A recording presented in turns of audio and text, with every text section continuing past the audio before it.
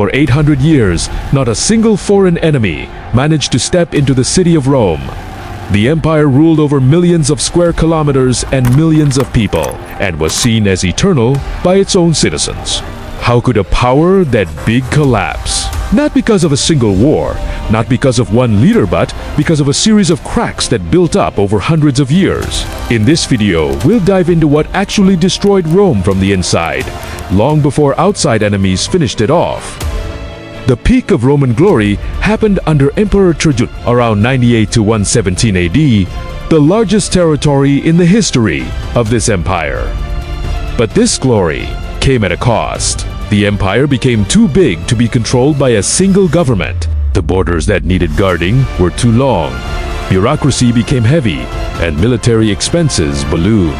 The problem of size would later become one of the main reasons why the empire was eventually split in two. We'll talk about that in a bit. Between 235 and 284 AD, more than 20 people claimed the emperor's throne. Many of them were killed by their own troops. Severe inflation happened because the currency kept getting devalued to pay the army. Plagues killed millions, weakening the population and the economy.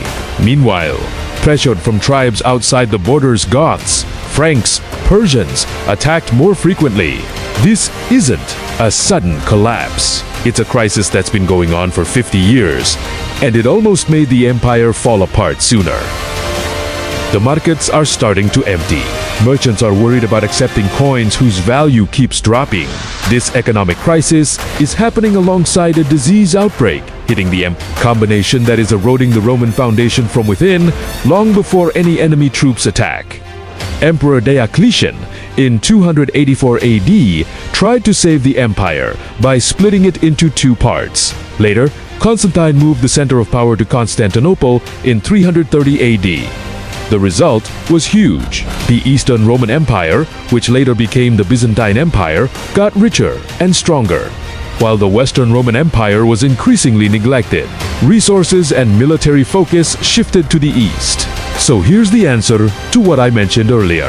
The split that was originally meant to save the empire actually sped up the fall of the West.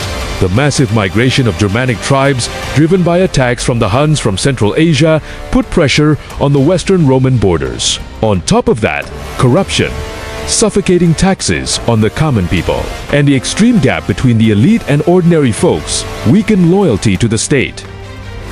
Alaric, the leader of the Visigoth tribe, used to be an officer in the Roman army himself.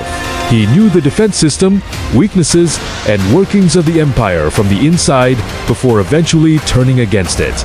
A lot of the people who broke through the gates of Rome in 410 actually knew the Roman system really well, because they had once been part of it. In 410 AD, Rome was looted by Alaric. The first time in 800 years, the city had been attacked by enemies. The Western Empire kept getting weaker, losing territory bit by bit. Then, in 476 AD, Odoacer, a general of Germanic blood, toppled the last emperor, Romulus.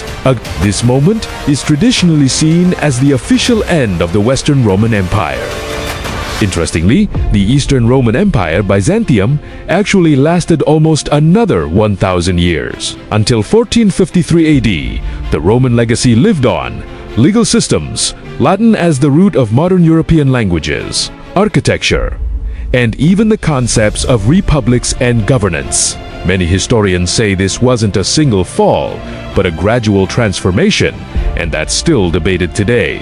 So, Rome didn't fall overnight. It fell after 200 years of political crises, territorial divisions, migration pressures, and erosion of trust from within, before finally ending in 476 AD. According to you, what was the main cause of the fall of Rome? External factors or internal ones?